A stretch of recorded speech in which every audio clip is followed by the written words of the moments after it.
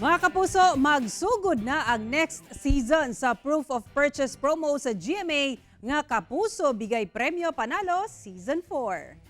Sa Kapuso Bigay Premyo Panalo Season 4, hasta ang sari-sari store mamahimo nang magpadala og entries ug adunay chance nga mudaog og dagkong papremyo. Mukabat sa 8 million pesos ang ipanghatag nga papremyo sa halos 2,000 ka winners. Aduna sa puruhan nga mudaog og house and lot ug cash prizes hangtod sa tunga sa milyon ka pesos.